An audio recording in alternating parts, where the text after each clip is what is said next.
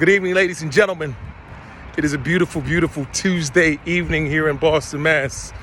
And I'm out on the trek. I'm walking. This is like my first extended mileage that I've done since the marathon on Saturday. And I just felt like it was necessary to do. A lot of times I see a lot of guys guys and girls, once they've done a marathon, they normally like take a week off and rest and things of the sort. For me, I don't understand that, only because of the mindset that I'm in a lot of times. I'm like, let me say this. Those of you who know, I'm doing 24 marathons in 24 months. And there's particular reasons why I'm doing it. Just to test myself, just to challenge myself. I find that challenging myself gets me into my higher state a lot of times. But I also have to be perfectly balanced about what I do. And so not overwork the body sometimes, and sometimes give the body rest. So last couple of days, I didn't really do too much. So today I'm gonna hopefully get out about 15 miles, maybe a little bit more, maybe a little bit less. But whatever that number is gonna be close to that. Thoughts on my mind today on this particular walk. This particular walk, I'm actually just listening to mostly music. Music that just kind of gets me into a zone, gets me hyped, things of the sort. But something that's been on my mind pretty much all day long today is the idea of generational curse. The idea of who we are is a reflection of our childhood, our parents, where we live, things that we go through. And something that's really big and a lot of thoughts that something that I'm putting a lot of thought into is figuring out ways to break generational curses. First and foremost in myself, with my children, with those close to me, to friends near and far, and most importantly, just any and everyone. So I like to, I'll talk about it. I'll express conversation. I'll have conversations with people, things of the sort, because to me that is supremely important, and I think it makes up a lot of who we are.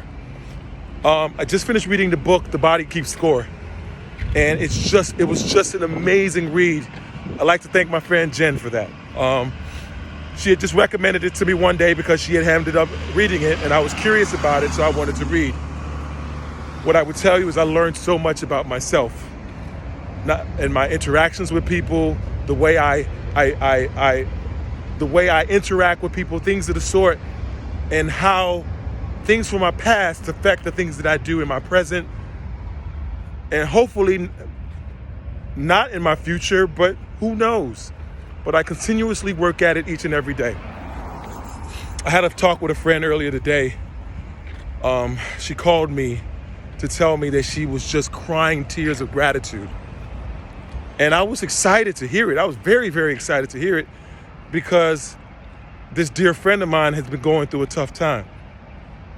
And I try to help in any way I can. I like to say that she's near and dear to my heart.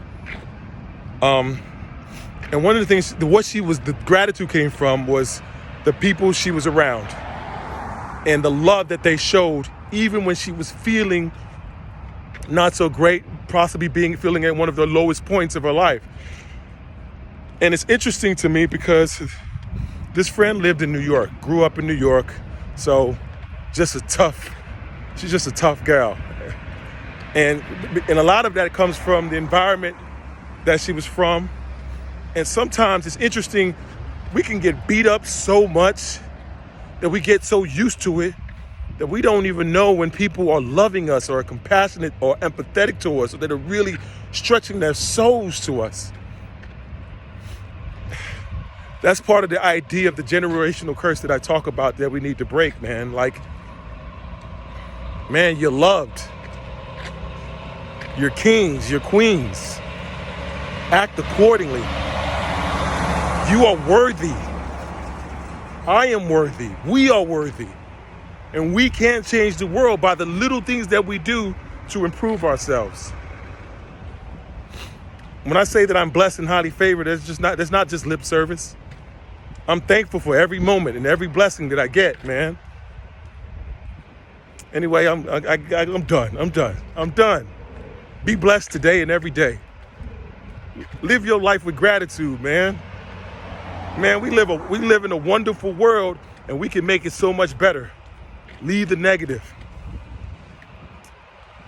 Quickly, I'd like to say once again, happy birthday to my beautiful mother. Happy 25th birthday, Mom. I love you. I love you. I love you. I love you. I love you. I love you. Peace.